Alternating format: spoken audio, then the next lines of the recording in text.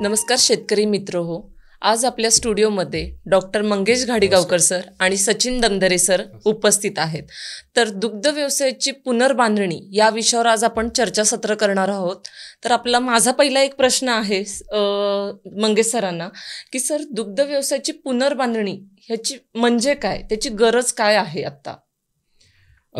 सोनाली, हा खरं तर खूप छान प्रश्न आहे. म्हणजे मला तुला सांगायला आवडेल की गेली 3 ते 4 वर्ष तू शेतकऱ्यांशी कनेक्टेड आहे. त्यांचा दुग्ध व्यवसाय अगदी तू जवळून बघतेस आणि त्यांचे असणारे प्रॉब्लेम ते तुझ्याशी डिस्कस करतायत. आपण काही माध्यमातून त्यांना त्यांच्या दुग्ध व्यवसायासाठी सोल्युशन देतोय. दुग्ध व्यवसायाची पुनर्बांधणी हा विषय आज शेतकऱ्याशी आपण ह्या विषयावर शेतकऱ्याबरोबर का चर्चा करायची, ह्या विषयाचा जर प्रश्न विचारला असता, आज खरी गरज अशी आहे की जो दुग्ध व्यवसाय आत्ता आहे हा काही खऱ्या अर्थाने बघितला तर तो चांगल्या परिस्थितीमध्ये नाही आहे. जो दुग्ध व्यवसाय एका वर्षापूर्वी म्हणजे मागच्या नोव्हेंबरपासूनचा आत्तापर्यंतचा जो दुग्ध व्यवसाय बघितला आपण, 1 वर्ष 1.25 वर्षाचा, तो एक वेगळ्या प्रकारचा दुग्ध व्यवसाय होता. आणि नोव्हेंबर 2023 पूर्वीचा, त्याच्यापूर्वी 1-2-3 वर्ष जर बघितलं, त्यावेळेचा जो दुग्ध व्यवसाय होता हा पूर्णपणे वेगळा होता. मग पुनर्बांधणी म्हणजे काय? मागच्या 1-1.25 वर्षामध्ये शेतकऱ्याने दुग्ध व्यवसायामध्ये खूप धक्के खाल्लेत. खरं जर बघितलं तर 2 वर्षापूर्वीचा दुग्ध व्यवसाय कोविड नंतर किंवा नोव्हेंबर 2023 पूर्वीचा दुग्ध व्यवसाय बघितला तर दुग्ध व्यवसायाला एक 37, 38, 39 रुपये शेतकऱ्याला रेट मिळायचा. शेतकऱ्याच्या खिशात पैशाची खूप रेलचेल होती. कोविड नंतर जो यंग जनरेशन किंवा शेतकऱ्याची मुलं जी वापस आलेली, ज्यांच्याकडे 1-2-3 एकर जमीन आहे किंवा ज्यांच्याकडे काही नाही आहे परंतु त्याला काहीतरी करायची इच्छा आहे, त्या सर्व मुलांनी, त्या सर्व तरुणांनी ॲक्च्युअली खऱ्या अर्थाने दुग्ध व्यवसायाला सुरुवात केलेली. जो शेतकरी दुग्ध व्यवसायात काही प्रमाणात होता, 2-4 गायी सांभाळून करत होता किंवा 5-10 गायी असायच्या, त्यानं स्वतःच्या गोठ्यातल्या गायी खूप वाढवल्या. बऱ्याचशा शेतकऱ्यांनी, मी काही प्रश्न बऱ्याचशा शेतकऱ्यांच्या गाठीभेटी व्हायच्या त्यावेळी, नाही सर आम्ही कांदा लावणं बंद केलं आणि दुग्ध व्यवसायात आलो आहे, आम्ही आमच्या डाळिंबाची बाग मोडली आहे आणि आम्ही दुग्ध व्यवसायामध्ये आलो आहे. सर, अशा बऱ्याचशा शेतकऱ्यांनी आपले पूर्वीच्या शेतीचे जे काही प्रकार होते ते बंद करून सगळ्यांनी दुग्ध व्यवसायाकडे आले. कारण बरेच दिवस काही दुधाचे रेट आपल्या महाराष्ट्रामध्ये चांगले स्थिर होते आणि हे करत असताना दुग्ध व्यवसायामध्ये 4 पैसे मिळायचे. आणि असं असताना दुग्ध व्यवसाय जो होता खूप चांगलं चाललेला. म्हणजे त्याला व्यवसाय म्हणायचा की नाही म्हणायचा हे आता मी नाही सांगू शकत. व्यवसाय, दुग्ध व्यवसाय आणि दुग्ध व्यवसायाची परिभाषा किंवा दुग्ध व्यवसायाची व्याख्या ही खूप वेगळी आहे. ती आपण पुन्हा केव्हा तरी एका स्पेशल चर्चासत्रामध्ये डिस्कस करू. पण असं होत असताना जर बघितलं तर नेमकं तो पूर्वीचा फायदेशीर दुग्ध व्यवसाय, ज्यावेळी रेट चांगले होते, नोव्हेंबरपासून दुधाचे रेट ज्यावेळी कमी झाले, जवळजवळ मी सांगतो फेब्रुवारी, मार्च, एप्रिलमध्ये ते 38, 39, 40 रुपये दुधाचे रेट 25, 26, 27च्या दरम्यान आले. आणि नेमकं त्यावेळी शेतकरी डळमळला. शेतकऱ्याच्या खिशात थोडेफार पैसे होते, त्यावेळी तो सुद्धा चालवायचा प्रयत्न करत होता. परंतु परिस्थिती ती 31 डिसेंबरपर्यंत ज्यावेळी तशीच राहिली, त्यावेळी मात्र शेतकरी पूर्ण हतबल झाला आणि त्याने खऱ्या अर्थाने दुग्ध व्यवसायाकडे ज्या पद्धतीने लक्ष द्यायला पाहिजे त्या पद्धतीने लक्ष दिलं नाही. आणि म्हणूनच म्हणतो की नोव्हेंबर 23 पासून 31 डिसेंबर 2024 पर्यंतचा जो दुग्ध व्यवसाय आहे, हा दुग्ध व्यवसाय हा पूर्णपणे रसातळाला गेलेला. त्यापूर्वीचा जो दुग्ध व्यवसाय होता तो खूप छान होता आणि त्या छान असलेल्या दुग्ध व्यवसायातून कमी दुधाच्या रेटचा दुग्ध व्यवसाय किंवा रसातळाला गेलेल्या दुग्ध व्यवसायापर्यंत पोहोचलोय. आणि आता जर बघितलं तर 1 जानेवारीपासून सोनाली दुधाचे रेट वाढले. म्हणजे 30 रुपयावर गेला, तो 32 रुपयावर गेला आणि त्यानंतर सर आता नगर जिल्ह्यामध्ये काही संस्थांनी 34 रुपये सुद्धा दुधाचा रेट दिलाय. असं करत असताना आता पुढं असं वाटतं यार तो 36 रुपये 38 रुपये झाला, वेळ नाही लागणार. आणि जर मला एवढा चांगला रेट मिळणार असेल तर मी आता तो रेट घेण्याच्या, माझा दुग्ध व्यवसाय तो रेट घेण्याच्या लायकीचा आहे का? मी आता तो जास्त रेट घ्यायच्या तयारीत आहे का? माझ्याकडे तेवढं दूध आहे का? किंवा तेवढं दूध मी काढू शकतो का? माझ्याकडे जनावरं आहेत का? किंवा मी बाजारातनं ताबडतोब दुधाची जनावरं घेऊन गोठ्यात दूध काढू शकतो का? असे n नंबर ऑफ प्रश्न आहेत. आणि म्हणूनच दुधाची पुनर्रचना किंवा दुग्ध व्यवसायाची पुनर्रचना की ज्याला आपण सर म्हणतो ना बाउन्स बॅक. म्हणजे आज मार्केट बघितलं तर मार्केटमध्ये बऱ्याचशा अंशी रिसिजन म्हणतो किंवा काय मराठीत म्हणायचं झालं तर बऱ्यापैकी धंदे कमी झालेले असतात, व्यवसाय नसतो, पैसा नसतो, असं होतं. परंतु नेमकं ज्यावेळी परिस्थिती चांगली निर्माण होते आणि वातावरण चांगलं असतं त्यावेळी जर बाउन्स बॅक करायचं असेल आणि मला जर पुनर्बांधणी करायची असेल तर नेमकं काय केलं पाहिजे. आणि हेच तर आज सोनेली आपल्याला शेतकऱ्यांना सांगायचं, दुग्ध व्यवसायाची पुनर्बांधणी. त्यांना लवकरात लवकर ह्या दुग्ध व्यवसायातून जास्तीत जास्त पैसे कमवण्यासाठी आपल्याला कसं तयार करता येईल, त्यांना तो व्यवसाय पुन्हा त्यांना योग्य पद्धतीने ताबडतोब त्याची बांधणी कशी करता येईल ह्या विषयावर चर्चा करायची. आणि म्हणूनच आपण या व्याख्यानाला म्हटलंय की दुग्ध व्यवसायाची पुनर्बांधणी. अगदी बरोबर. माझा दुसरा प्रश्न सरांना राहील, सचिन सरांना, की सर ह्याचे परिणाम नक्की काय आहेत. म्हणजे आता जे 2 वर्षापूर्वीपासूनचे जे बघितलं तर त्याचे परिणाम काय काय झाले. असं आहे की तुला असं म्हणायचं आहे की जे गेल्या नोव्हेंबर पासून दुधाचे रेट कमी झाले, आतापर्यंत 31 डिसेंबर पर्यंत रेट कमी असताना, त्यामुळे काय झालं आणि त्याचे दुग्ध व्यवसायावर परिणाम काय झाले. आपल्याला ऍक्च्युली पुनर्बांधणी हा विषयच त्यामुळे घ्यावा लागला. सुरुवातीला आपण जर बघितलं, जसं सर म्हटले नोव्हेंबर 23च्या पूर्वीचा जर आपण विचार केला तर त्यावेळेस रेट पण चांगले होते, परंतु आपण त्या परिस्थितीत सुद्धा दुग्ध व्यवसाय व्यवस्थित बघितला नाही. परफेक्ट. आपण त्यावेळेस त्या पहिला परिणाम तर मी म्हणतो तिथंच झाला. आपल्याला रेट चांगला होता, आपल्याकडं दुग्ध जनावरे होती, आपण ब्रीडिंग चांगलं करत होतो. त्या परिस्थितीमध्ये आपण ही जी येणारी परिस्थिती, ही भविष्यात पूर्वी झालं नाही की झालंय, हे असं झालेलं आहे, रेट कमी झाले परत वाढले, पण आपण त्या परिस्थितीत स्वतःला पुढील येणाऱ्या प्रॉब्लेमसाठी फेस करण्यासाठी आपण तयार केलं. हा मला वाटतं सगळ्यात मोठा पहिला परिणाम आहे. दुसरं, नॉर्मली रेट कमी झाल्यावर शेतकरी काय करतो. आता तुम्ही जर शेतकऱ्याचा विषय घेतला तर त्याला कळलं की आता रेट कमी झालेत, माझ्या खिशात पैसे कमी येतात. पहिला तो हातोडा चालवतो, जे काही तो फर्टिलिटीसाठी वापरणारे सप्लिमेंट्स आहेत किंवा त्याची हेल्थ ठीक राहण्यासाठी सप्लिमेंट्स आहेत, त्या गोष्टी तो बंद करतो.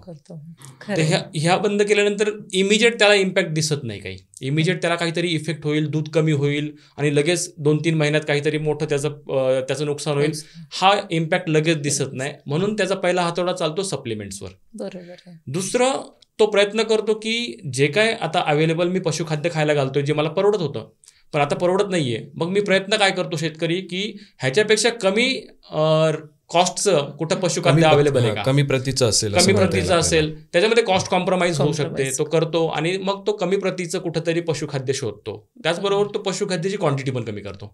ह्या दोन्ही गोष्टी तो तिथे करतो.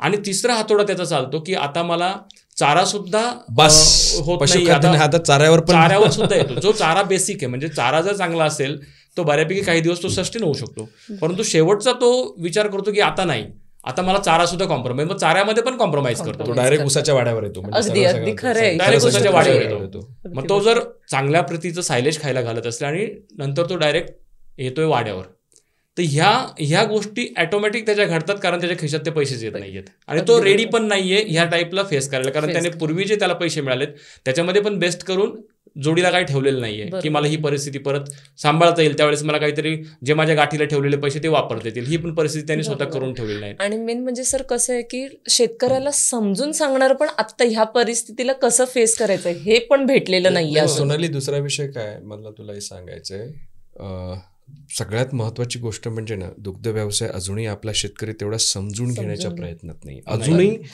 अजूनही आम्ही म्हणजे किती जरी सांगण्याचा प्रयत्न केला तरी शेतकरी तो त्याच्याच पद्धतीने दुग्ध व्यवसाय करतो. दुग्ध व्यवसाय म्हणजे जनावरं पाळून दूध काढतो, त्याला व्यवसाय म्हणता येत नाही.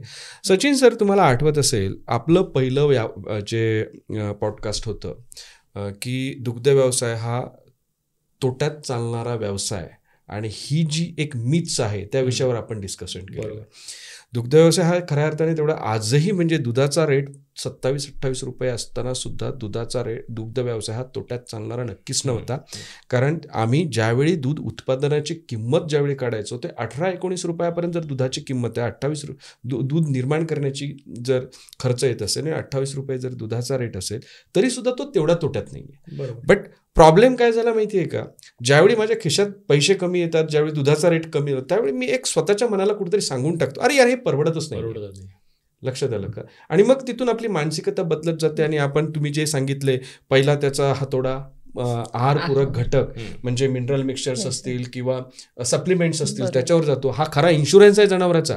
म्हणजे मी तर असं म्हणेन शेतकऱ्यांनी दूध नाही काढलं तरी चालेल, परंतु आहारपूरक घटकांना कुठे कात्रीला लावले पाहिजे, बरोबर, कारण तो इन्शुरन्स आहे. कारण ते जर व्यवस्थित असेल तर जनावराला पूर्णपणे त्याच्या आयुष्यात म्हणजे उत्पादनात काय फायदा मिळतो ते कमी केलं. पशुखाद्याच्या प्रत आणि पशुखाद्याच्या क्वांटिटीवर एक हे केला, कटिंग करायला सुरुवात केली. त्याच्यानंतर म्हणजे त्याची जी मानसिकता होती, म्हणजे जर आपण बघितलं त्याची जी ओढ होती दुग्ध व्यवसायाची किंवा त्याच्यामध्ये ते एक पॅशन होतं ते कुठंतरी कमी हळूहळू होत झालं. आणि त्याचे परिणाम जे आपण बघितले ते एवढ्या बेकार पद्धतीने आज परिस्थिती निर्माण झाली सर. आणि त्याची ऍक्च्युअली जर परिस्थिती बघितली, ज्याला आपण म्हणतो की आउटकम काय त्याचं, म्हणजे त्याच्यामुळे नक्की झालं काय, एक तर इंटरेस्ट कमी झाला. सगळ्यात महत्वाचा दुग्ध व्यवसायाकडे बघण्याचा दृष्टिकोन जो पूर्वीचा होता की दुग्ध व्यवसायात काय परवडत नाही, हा जो होता तो पुन्हा त्या जागेवर तिथं आला. तो त्याच्याकडे बघण्याचा दृष्टिकोन बदलला. दुसरी गोष्ट म्हणजे खिशात पैसा नाहीये किंवा रेट तेवढा मिळत नसल्यामुळे जे कटिंग होऊन येणारे पैसे होते ते तेवढे खिशात मिळत नसल्यामुळे, कारण त्याने मग काय केलं की म्हणजे मिनरल मिक्सचर घालणं कमी केलं किंवा आहारपूरक घटक घालणं बंद केलं. त्याच्यामुळे काय झालं की बेसिक बॉडी फिजिओलॉजी असते, म्हणजे जनावरांना योग्य दररोज जे उत्पादन करण्यासाठी किंवा त्याच्या ज्या काही रुटीन प्रॅक्टिसेस आहेत त्या करण्यासाठी जे काही मूळ घटक लागतात तेच कमी न झाल्यामुळे सगळ्यात मोठा पिरियड इन्फर्टिलिटीवर. बरोबर. गणावर म्हणजे पोस्ट पार्थोनेट अनास्टस असेल किंवा हीटवर गेले ते लागणं नसेल, जनावरांचा भाकड काळा दाबून वाढला. सगळ्यात मेजर ऍसेट तो आहे जनावराचा. जनावर हा मूळ ऍसेट आहे. आणि नेमकं काय होतं की ते लाईव्ह मशीन आहे. म्हणजे शेतकऱ्यांनी त्याच्यामध्ये जर इनपुट नाही टाकले आणि ते लाईव्ह मशीन जर खराब झालं तर दुग्ध व्यवसायामध्ये आपल्याला पुढे काहीच करता येत नाही. आज ती परिस्थिती शेतकऱ्याकडे निर्माण झाली आहे. जनावर फर्टाईल नाही आहेत आज. म्हणजे शेतकऱ्याच्या गोठ्यामध्ये फर्टाईल जनावर नाही आहेत. ओपन पिरियड खूप आहे. बॉडी स्कोर सर खूप डाऊन झालंय. आणि अशा बॉडी स्कोर डाऊन झालेल्या जनावरांना जर फर्टाईल करायचा प्रयत्न केला तर फर्टिलिटी येत नाहीये. पोस्ट पार्थोनेट अनास्ट्रस आहे किंवा अनास्ट्रस आहे, सायलेंट आहे, हीट आहे, ऍक्टिव्हिटी नाहीये. मग करायचं काय? हा एक मेजर चॅलेंज आहे. मी तिला विकून टाकून दुसरी काय दूध देणारी आणि परिणाम तो झालाच आहे. काही लोकांनी विकले. अगदी सर. आणि बघायला गेलं ना तर जी मागच्या 2 वर्षापूर्वी जे नवीन पिढी ह्या बिझनेसमध्ये उतरली होती ती गायब झाली. ती पूर्णपणे गायब झाली. अगदी बरोबर आहे. म्हणजे 30-35-40 हजार रुपयाला गाय विकून ते अक्षरशः गायब झाले. म्हणजे लिटरली शेतकऱ्याने फोनवरनं सुद्धा आम्हाला सांगितलं की मॅडम आता आम्हाला परवडत नाही, तुम्ही काहीच सांगू नका, म्हणजे माहिती सुद्धा देऊ नका, अशा पद्धतीने मनस्थिती नाही, ऐकायची पण मनस्थिती नाही. आणि सर कसं झालं, एक प्रजनन ब्रीडिंग पॉलिसी किंवा ब्रीडिंगवर एक दुष्परिणाम झालाच. आजही शेतकऱ्यांचा तो एक मोठा संभ्रमच आहे की करायचं पुढे आता करायचं काय. दुसरा विषय आहे सर, दुधाच्या प्रतीवर सुद्धा त्याचा बऱ्यापैकी इम्पॅक्ट पडला. कारण जे फॅट आणि SNF व्यवस्थित लागत नाही. कारण शेवटी काय, तुम्ही जसं घालता तसं तुम्हाला मिळणार. म्हणजे खाद्याची प्रत, वैरणीची प्रत चांगली नसल्यामुळे आज दुधाला फॅट नाही. हा एक सगळ्यात मोठा इश्यू आहे. आणि प्रोडक्टिव्हिटी कमी झाली आहे. आज आपण दुग्ध व्यवसाय करत असताना जर तुम्हाला दूध उत्पादनाचा खर्च 18-19 रुपयापर्यंत घ्यायचा असेल तर तुमच्या गोठ्यात चांगल्या प्रतीचं दूध निर्माण करणाऱ्या गायी पाहिजेत. आज नेमक्या त्या नाही आहेत किंवा असतीलही, परंतु त्याच्यापासून दूध काढता येत नाही. मला 34 रुपये संस्था माझी दूध रेट देते हो सर, पण माझ्या गोठ्यात दूध नाहीये. मला आज वाटलं मी काही जरी घालायला घातलं तरी लगेच मला मिळणार नाही, कारण ते सायकल कंप्लीट व्हायला त्या डिफिशियन्सी ज्या निर्माण झालेल्या जनावरांमध्ये त्या भरून पूर्ण मला त्या गायी त्या दुधावर आणायला काहीतरी वेळ जाणार आहे. बरोबर. हा सगळ्यात एक महत्त्वाचा घटक आहे आणि मेजर इश्यू आहे. आणि हे सगळं करत असताना शेतकऱ्याने सर कधी विचारच केला नव्हता की उद्या जर दुधाचे रेट वाढले तर मी काय करू शकतो. ह्या गोष्टीचा कधीच विचार केला नव्हता. आणि नेमकं जसं सोनाली म्हटली 1 मिनिट सर, की कोण त्याला गाईडच करणार नाहीये. गाईड करणारे आहेत लोक त्यात, पण लोक शेतकरी त्या लोकांचं ऐकत नाही. पण 10 गाईड करणारे असतील ना तर आज दुग्ध व्यवसायामध्ये मिस गाईड करण्यासाठी 100 पैकी 90 लोक आहेत. दुर्दैवाची ही गोष्ट आहे. जोपर्यंत शेतकऱ्याला कळत नाही मी कुणाचं ऐकायचं, कुणासोबत राहायचं, कुणाच्या सोबतीनं दुग्ध व्यवसाय करायचा, तोपर्यंत सोनाली दुग्ध व्यवसाय एक मोठा प्रॉब्लेम आहे. राईट. आणि सर हे त्याचे आउटकम आहेत आता. म्हणजे इन्फर्टिलिटी असेल, प्रोडक्टिव्हिटी डाऊन होणं असेल, दुधाची प्रत असेल किंवा खिशातला संपलेला पैसा बाजारात जाऊन नवीन जनावरं आणायची असेल. इकडे 34 रुपये रेट झाल्यावर तिकडे गाईंचे रेट दाबून वाढले. लक्षात आलं का? तर ह्या सगळ्या परिस्थितीमुळे आपल्याला बरेचसे चॅलेंज फेस करावे लागतात. बरोबर. तर माझा सर दुसरा प्रश्न असा राहील की आता जी परिस्थिती आहे तर त्याला शेतकऱ्याने कसं त्याच्यावर काय उपाय केले पाहिजेत की जेणेकरून पुढे जाऊन त्याला टेन्शन सुद्धा येणार नाही आणि तो ह्या दुग्ध व्यवसायाला धरून राहील. मेन म्हणजे कसं आहे, जसं सर मगाशी बोलले की पहिलं शेतकऱ्याला समजायला पाहिजे, समजूनच घेतलं पाहिजे शेतकऱ्यांनी की ब्रीडिंग हा त्याच्या दुग्ध व्यवसायाचा आत्मा आहे. बरोबर. करेक्ट. आणि ब्रीडिंग जेव्हा बिघडेल, कधी पण बघा तुम्ही कोणताही फार्म असू द्या, त्याच्याकडे 10 गायी जर असतील आणि त्याच्यातले कमीत कमी 6 गायी जर प्रेग्नंट नसतील तर त्याचं ब्रीडिंग बिघडलेलं आहे. अगदी बरोबर. मग ते ब्रीडिंग जेव्हा बिघडेल त्याचा एंड काय आहे? ब्रीडिंग बिघडल्यानंतर गायीला तर लिमिट आहे, बरोबर. ती काय ब्रीडिंग नाही झाली तरी कंटिन्यू दूध देत राहणार नाहीये, कधीतरी बंद होणार आहे. बरोबर. आणि भाकड गायी सांभाळायचं एवढं सोपं नाहीये. सोपं नाही. मग हा ब्रीडिंग जर तुम्हाला ठीक करायचा असेल, हे जे आता झालेला इश्यू आहे मागच्या 1-2 वर्षामध्ये, ब्रीडिंग जर ठीक करायचं असेल तर तुम्हाला जे बेसिक्स आहेत ते समजून घ्यायला लागतील.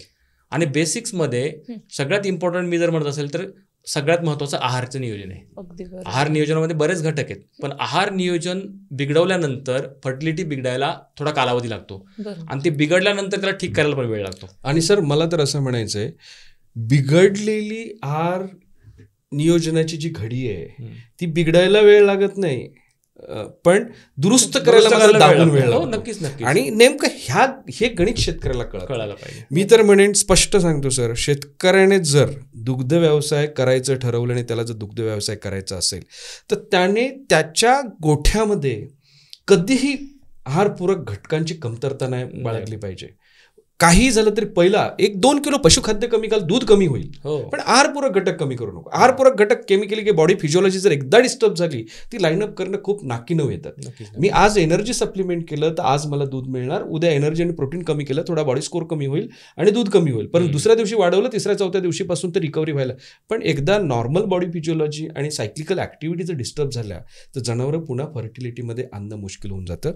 आणि सोनाली, मला तर असं वाटतं की फीडबद्दल सर सांगतील, पण आहारपूरक घटकांबद्दल मी थोडंसं सांगू इच्छितो की तुमच्या गोठ्यात जी काही जनावरं आहेत, म्हणजे 0 to 3 मधली कालवड असेल, ग्रोईंग हिपर असेल किंवा हिपर असेल किंवा व्यायच्या पूर्वीची हिपर असेल, प्रेग्नंट नसेल, त्यांना त्या पद्धतीनं आत्तापासून म्हणजे आत्ता 12 वाजलेत, लोक हा पॉडकास्ट कधी बघतील माहीत नाही, पण आत्तापासून मात्र त्यांचे आहारपूरक घटक जे आहेत ते तेवढे घालणे ताबडतोब गरजेचं आहे. कारण एक दिवस जर मी लवकर सुरुवात केली तर कदाचित मला त्याचा फायदा एक दिवस लवकर होऊ शकतो. आणि मला सर तेच सांगायचं आहे, आहारपूरक घटक मग माझ्याकडे ड्राय ॲनिमल्स असेल, व्यायला आलेली गाय असेल किंवा व्यायलेली गाय असेल जी दुधावर असेल, त्यांना जे आहारपूरक बेसिकली घटक आहेत ते त्या क्वांटिटीमध्ये घालणं खरंच गरजेचं आहे. कारण ती पहिली स्टेप आहे. मी तर म्हणेन, शेतकऱ्याने दूध वाढलं म्हणून 2 किलो पशुखाद्य घालणं, तर पशुखाद्यावर आत्ता खर्च करून ताबडतोब दूध वाढेल याची अपेक्षा करू नका, पहिला आहारपूरक घटक टाका. तर मला वाटतं जे आपण पशुखाद्य घालतो, जे आपण आता वैरण चांगलं द्यायचा प्रयत्न करतो कारण दुधाचे रेट वाढलेत म्हणून मला जास्त दूध पाहिजे, हे तसं नाही मिळणार. आहारपूरक घटक is a first step. Metabolism त्याच्यावर डिपेंड. गाईचं आपण जर मेटाबॉलिझम बघितलं तर तुम्ही जर तिचे मिनरल्स, विटॅमिन्स बॅलन्स असतील, थोडा जरी इम्बॅलन्स झाला तरी सगळंच तिचे हार्मोन इम्बॅलन्स सगळं होतंय. मला असं वाटतं आपण याला 2 स्टेपमध्ये बघितलं पाहिजे. आज काय झालंय, आज एका स्टेपपर्यंत पोहोचलाय. काही लोक बॉर्डरवर आहेत, काहींनी गायी विकल्या किंवा बंद केलं, तो विषय सोडून देऊ आपण, परंतु काही लोक आता बॉर्डरवर आहेत. त्यांना इमिजिएट काय करणं गरजेचं आहे, आपण त्याला करेक्टिव्ह ऍक्शन म्हणूया किंवा सुधारात्मक म्हणूया की आता लगेच त्यांनी काय करायचं. आणि दुसरं आहे की लॉंग टर्म काय करायचंय. लॉंग टर्मचा विषय तर आपण पहिलं करेक्टिव्ह ऍक्शनचा आपण विचार करूया. जसं सर म्हटले, करेक्टिव्ह ऍक्शन मध्ये हेच आहे, आज जे तो इनपुट देतोय ते अग्रेसिव्हली त्याला करेक्ट करावं लागेल लगेच. करेक्ट. तर इनपुटमध्ये ह्या 3 गोष्टी आल्या. आहारपूरक घटक तर सगळ्यात इम्पॉर्टंट, कारण ती पहिली त्याचं मेटाबॉलिझम त्याची सगळं ते क्लिअर केलं पाहिजे त्याने, म्हणून ते आहारपूरक घटक तर इमिजिएट त्याने सुरूच केले पाहिजेत. काही ठिकाणी तर फर्टिलिटीचा इश्यू असेल एखाद्या गाईला, तर तिला ट्रीटमेंट वाईज आहारपूरक घटक केले पाहिजे. Correct sir. म्हणजे मी थोडंसं अजून इथं ऍड करतो की मी आहारपूरक घटक व्यवस्थित घालतोच आहे, परंतु जर ॲनास्टसमध्ये माझी गाय असेल, म्हैस असेल किंवा ती हीटवर येत नसेल किंवा हीटवर येते आणि लागत नसेल, तर त्याच्यासाठी जी स्पेसिफिक ट्रीटमेंट आहे, जस्ट लाईक एक बिटाफट असेल किंवा सेटफॉस असेल, याची जी ट्रीटमेंट आहे ती सुद्धा त्यांनी इमिडिएटली चालू करून ती गाय लवकरात लवकर आपल्याला ब्रीडिंगमध्ये कशी आणता येईल ह्या गोष्टीचा नक्कीच विचार केला पाहिजे. बरोबर. आणि फिडिंग बाबत सर तुम्ही चांगलं सांगू शकता, म्हणजे त्या फिडिंग बद्दल काय डिसिजन घेतले पाहिजेत. हे तर त्यांनी करेक्ट ऍक्शन घेतलेच पाहिजे. काही प्रॉडक्टचे 21 डेजचं सायकल असेल, 21 दिवसात ते करेक्ट करायचे. 21 दिवस तो प्रॉडक्ट एकदम अग्रेसिव्हली फिडिंग करून त्याने ते सगळं क्लिअर करायचे, म्हणजे ती गाय रेडी होईल पुढे कन्सेप्शन व्हायला किंवा प्रेग्नंट व्हायला, राईट. बरोबर. हा तर पहिला पार्ट झाला. दुसरे बाकीचे 2 जे सायमल्टेनियसली त्यांनी त्याच्यावर पण लक्ष दिलं पाहिजे की माझा फॉडर जे आहे, मी आता चारा जो वापरतोय बरोबर. ते बेस्ट क्वालिटी कसा मिळेल मला. आता Correct. किती लवकरात लवकर मी ते ऊसाचं वाडा असेल किंवा ऊस असेल किंवा काही जरी हायब्रिड नेपियर वगैरे जास्त क्वांटिटीत मी वापरत असेल, ते किती लवकरात लवकर मी त्याला बेस्ट रिप्लेसमेंट देईल, कमी करू शकतो. करेक्ट. किती कमी करून बेस्ट रिप्लेसमेंट किती लवकरात लवकर देऊ शकेल. दुसरं पशुखाद्य जे काही कमी प्रतीचं आपण सुरुवात केली असेल, वापरलं असेल काही दिवस, झालं तरी झालं, पण आता तरी आपण त्याला बेस्ट क्वालिटी जे अवेलेबल असेल मार्केटमध्ये त्याने रिप्लेस केलं पाहिजे. आणि ह्या तिन्हींचं कॉम्बिनेशन करून एक बॅलन्स न्यूट्रिशन परत द्यायला सुरुवात केली पाहिजे. हा मला वाटतं सगळ्यात महत्त्वाची करेक्टिव्ह ऍक्शन. सगळ्यात सुधारणा इथंच व्हायला पाहिजे. सर, पशुखाद्यामध्ये जर आपण बघायला गेलो तर अजूनही मला शेतकऱ्यांना सांगायला आवडेल की बऱ्याचशा अंशी काही ठिकाणी आता टॉक्सिन्स, DDGS आपण म्हणतो, DDGS मधून येणारे टॉक्सिन किंवा पशुखाद्यामधून येणारे टॉक्सिन्स, ह्या सगळ्या गोष्टी आहेत. ज्याच्याकडे 15, 20, 25, 30 गाईचा गोठा आहे ना, खऱ्या अर्थाने तो खूप हालाकीच्या परिस्थितीमध्ये 2, 4, 5 गाईवाला सस्टेन होतो, कारण तो त्या दृष्टिकोनातून बघत नाही. परंतु खरा जो मेजर खर्च आहे, ज्याच्याकडे 15, 20, 25, 30 गाई आहेत किंवा 50 गाई आहेत, त्याचा मेजर खर्च हा पशुखाद्याचा आहे. आणि त्याचा जास्तीत जास्त पैसा तिथं जातो आणि मग तो सर पशुखाद्याच्या क्वालिटीवर कॉम्प्रोमाइज करतो. तर अशा वेळेला मी तर म्हणेन, जर समजा पशुखाद्य जर त्याने स्वतः बनवायचा प्रयत्न केला, DDGSच्या माध्यमातून म्हणा किंवा मक्का बरडा असेल, DDGS असेल, अजून थोडी सरकी असेल, सोयाडीओसी असेल, असे काही घटक वारून जर त्याने स्वतः पशुखाद्य बनवायचा प्रयत्न केला, सर आजही आम्ही आमच्या हिशोबाने शेतकऱ्याला पशुखाद्याचे कॉस्ट मिनरल मिक्सचर सहित 32 ते 33 रुपयापर्यंत आणून देतो, ज्याच्यामध्ये काहीच इम्प्युरिटीज नाही, काहीच इम्प्युरिटीज नाही आहेत. पशुखाद्याची प्रत चांगली आहे. प्रोटीन लेवल 22 ते 23% विदाऊट युरियाचं प्रोटीन लेवल आपण तिथं आणून देतोय. आणि अशा पद्धतीने जर शेतकऱ्यांनी ही स्टेप घेतली तर नक्कीच सर तो चांगल्या प्रतीचं पशुखाद्य चांगल्या क्वांटिटीमध्ये देऊ शकतो. आणि कुठेतरी जनावराच्या शरीराची जी झीज झालेली आहे, बॉडी स्कोर जो डाऊन आलेला आहे, तो त्याला नक्कीच पूर्वरत आणता येतो. प्रोडक्टिव्हिटी आणि मग ब्रीडिंग, म्हणजे ज्याला आपण हेल्थ चांगली झालं तर फर्टिलिटी चांगली होईल, प्रोडक्शन चांगलं राहील. आणि ह्या पद्धतीने जर इमिडिएट सुधारणात्मक जर शेतकऱ्यांनी स्टेप्स घेतल्या सर, तर नक्कीच त्याचा जो बाउन्स बॅक म्हणतो ना, की नाही यार आता रेट आहे तर मी आलोय आणि माझ्या गोठ्यामध्ये दूध पण आलंय, तर ह्या सगळ्या गोष्टींचा जर विचार केला तर नक्कीच शेतकऱ्याला ह्या गोष्टींकडे फोकस करणं गरजेचं आहे.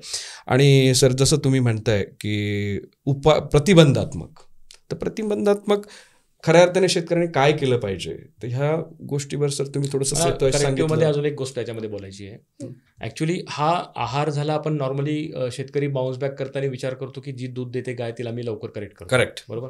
ह्याच्यामध्ये आपण विसरतो, शेतकरी पण विसरतो की जे ट्रान्झिशन पिरियड आपण म्हणतो की 30 दिवस अगोदर मला प्रिपरेशन करायचं. अगदी सर माझ्या मनातलं बोललात. काही काही प्रेग्नंट पण असतील त्याच्याकडे. खरंय. मग 30 दिवस अगोदर मला तिचं काविंग व्हायच्या अगोदर, व्यायच्या अगोदर 30 दिवस माझं प्रिपरेशन आहे. करेक्ट. ते प्रिपरेशन ह्या मधल्या कालावधीमध्ये लोकांनी बंद केलंय, शेतकऱ्यांनी बंद केलंय सर. परफेक्ट. आणि खरा बाउन्स बॅक हा दूध देणाऱ्या गायीची मॅनेजमेंट करून नाही होणार आहे. हो, जी गायी दूध देण्याची कॅपॅसिटी आहे ना, तिला त्याच वेळी मॅनेज करणं सुद्धा खूप नक्कीच. आम्ही शेतकऱ्यांबरोबर चर्चा करताना किंवा काही एक्सपर्टमध्ये बोलताना सुद्धा हा विषय बऱ्याच वेळा होतो. आपला सगळ्यात दुर्लक्षित पार्ट असतो ड्राय पिरियड. करेक्ट. आणि आमच्या बऱ्याच डिस्कशनमध्ये आम्ही असं बोलतो की ज्या वेळेस तिचं ड्राईंग होते, प्रेग्नंट ॲनिमल काय, आणि ती ड्राय होते, ड्राईंग होतं, ते लँडिंग होते. आपण एरोप्लेनचं लँडिंग आणि टेकऑफची जी भाषा ना, सगळ्यात डिफिकल्ट पार्ट त्या एरोप्लेनचा कोणता असतो, तर ज्यावेळेस लँडिंग होते त्यावेळेस त्याला जास्त एफर्ट आहेत त्या पायलटला, आणि ज्यावेळेस टेकऑफ होते त्यावेळेस त्याला एफर्ट आहेत. ह्या दोन्ही गोष्टींना आम्ही तसं पाहतो. पहिलं जे लँडिंग आहे ड्राईंग ऑफ, त्या ड्राईंग ऑफमध्ये खरंच तिची किती काळजी घ्यायची असते, तिला कोणते सप्लिमेंट दिले पाहिजेत. नंतर शेवटच्या 1 महिन्यामध्ये क्लोजअप प्रीमिक्स आहे, त्याने कंपल्सरी तिथं द्यायला पाहिजे. तिथं जर तिचं नाही व्यवस्थित ते क्लोजअप प्रीमिक्सचं किंवा ते आहार जर नियोजन व्यवस्थित नाही केलं तर भविष्यात त्या लॅक्टेशनमध्ये किती प्रकारचे प्रॉब्लेम्स येणार ह्याचा विचारच तो करत नाही.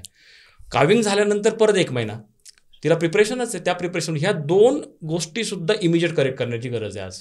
प्रिव्हेंटिव्हचा विचार करण्याच्या अगोदर ह्या 2 गोष्टी, आहाराचं पूर्ण लॅक्टेटिंग ॲनिमलचं, दूध देणाऱ्या ॲनिमलचं तर केलंच पाहिजे, पण त्याच्याबरोबर ह्या 2 घटकांना सुद्धा आपण तेवढीच व्हॅल्यू दिली पाहिजे. म्हणजे सर आहे ना, शेतकऱ्याला अजून आपल्या हेच माहिती नाहीये की दूध वाढतं हे कधी, दूध ग्रंथी वाढल्या तर ते वाढणार.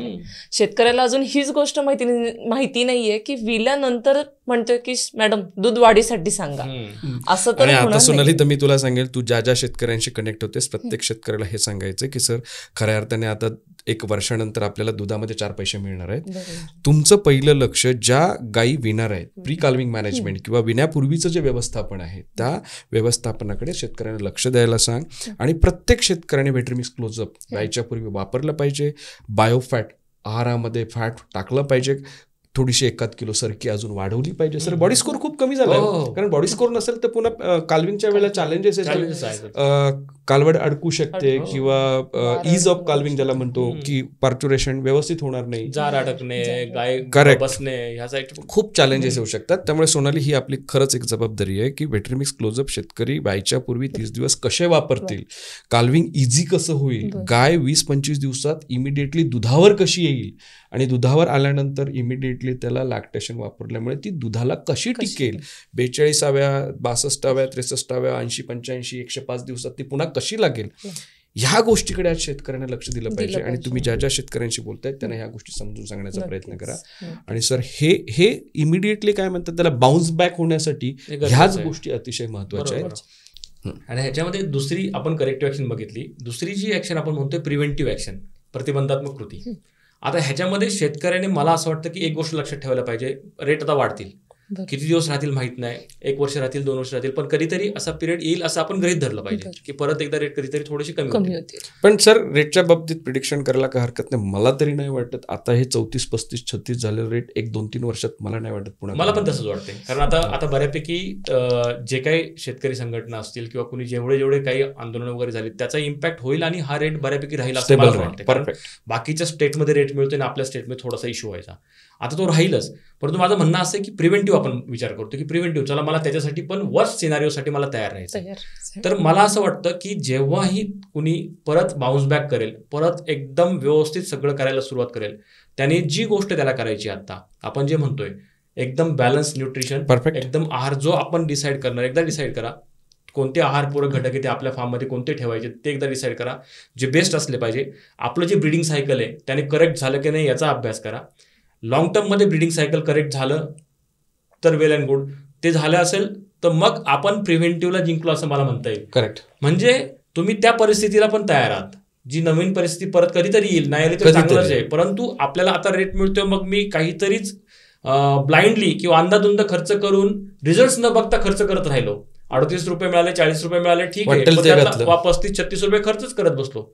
आणि आता का त्याचं झळ बसत नाही, कारण माझ्या खिशात तरी सुद्धा 3-4 रुपये राहत आहेत. करेक्ट. म्हणून झळ बसणार नाही. परंतु त्याही कंडिशनमध्ये त्याने जे खरी डेफिनेशन, खरी व्याख्या आहे डेअरी फार्मिंगची की दुग्ध व्यवसाय कसा करायचा आणि त्याचे जे काही त्याचे केपेज पॉईंट्स असतील, आपण म्हणूया की 1 वर्षात 1 वेध पूर्ण झालं पाहिजे, तिची प्रोडक्टिव्हिटी जी हायेस्ट असेल ती मला मिळवता आली पाहिजे, अनुवंशिकतेप्रमाणे दूध मिळालं पाहिजे, जे काही नवीन कालवड तिचं संगोपन होऊन 24व्या महिन्यात मॅक्सिमम ती प्रोडक्टिव्ह झाली पाहिजे. परफेक्ट. तर हे जे आहेत ते स्वतःच्या आपल्या व्यवसायामध्ये आपणच आपले ते मॉनिटर केले पाहिजेत आणि ते परफेक्ट केले पाहिजेत.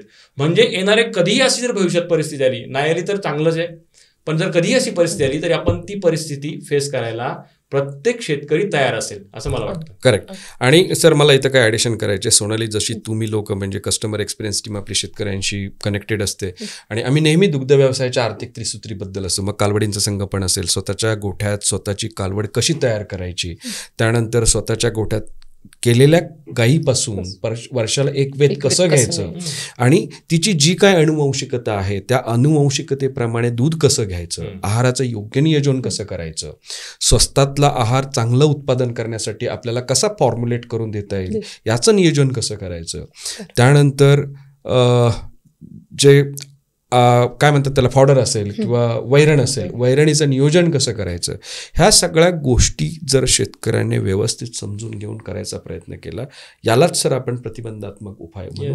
मग दुधाचे रेट कमी होतात, जास्त होतात, पाऊस पडला, पाणी नाहीये, वैरण नाहीये, अशा बऱ्याचशा गोष्टींना आपल्याला सामोरं जायचंच आहे सर. परंतु ह्या सगळ्या गोष्टींना सामोरं जात असताना जे तुम्ही काही महत्त्वाचे मुद्दे सांगितले, फर्टिलिटी मॅनेजमेंट असेल किंवा आहाराचं नियोजन असेल, ह्या सगळ्या गोष्टींचा योग्य विचार करून केला. आणि जेव्हा जास्त दुधाला रेट आहे त्यावेळी 4 पैसे कमवून आपण जर खिशात ठेवले आणि जेव्हा दुधाला रेट कमी आहे त्यावेळी ते पैसे जर वापरले तर तो व्यवसाय आपल्याला एक सक्षम दुग्ध व्यवसाय किंवा सस्टेनेबिलिटी ज्याला आपण म्हणतो तर ती त्याच्यामध्ये नक्कीच निर्माण करता येईल. सोनाली, लक्षात आलं का? तर हा जो विषय आहे बाउन्स बॅक म्हणजे काय आहे की ज्या ॲग्रेशनने मला दुग्ध व्यवसायामध्ये पुढे यायचंय त्या ॲग्रेशनने जर आपण आलो तर नक्कीच आपल्याला बाउन्स बॅक करता येईल. राईट सर, तुम्ही दोघांनी खूप छान माहिती दिली आपल्या शेतकऱ्यांना. तर शेवटचा एकच प्रश्न माझा असा आहे की नक्की शेतकऱ्याने बाउन्स बॅक म्हणजे नक्की कशा पद्धतीने करावा असं आहे? सोनाली, मी आणि सचिन सरांनी खूपशी डिस्क्रिप्टिव्ह माहिती दिली. आता बाउन्स बॅक म्हणजे काय? मला आज दुधाचा रेट जो 34 रुपये झाला आहे त्याचा फायदा जर लवकर घ्यायचा असेल तर मला प्रत्येक गोष्ट आत्तापासून केली पाहिजे. सगळ्यात पहिली गोष्ट म्हणजे मला दुग्ध व्यवसायाकडे माझा बघण्याचा दृष्टिकोन बदलला पाहिजे. माझ्या दृष्टिकोनामध्ये मला व्यावसायिकता आणली पाहिजे, तो एक व्यवसाय म्हणून केलं पाहिजे. दुसरी गोष्ट म्हणजे त्यांच्या गोठ्यामध्ये ज्या ज्या स्टेजला आज जनावरं आहेत त्या प्रत्येक जनावराला त्या स्टेजच्या, कालवड असेल तर कालवडीच्या हिशोबाने, ग्रोईंग हिपर असेल किंवा विण्यापूर्वीची गाय असेल किंवा व्याल्यानंतर दूध देणारी गाय असेल तर त्या गायीच्या गरजेप्रमाणे जे काय आहारपूरक घटक आहेत ते आहारपूरक घटक ताबडतोब त्या क्वांटिटीमध्ये द्यायला सुरुवात केली पाहिजे. तिसरा महत्त्वाचा मुद्दा म्हणजे जसं मी सांगितलं की अतिशय सुंदर क्वालिटीचं पशुखाद्य, एक तर बाजारात जे चांगलं आहे ते विकत घ्यायचं किंवा एखादा गोठा मोठा असेल तर त्याने स्वतःचं पशुखाद्य स्वतः बनवा.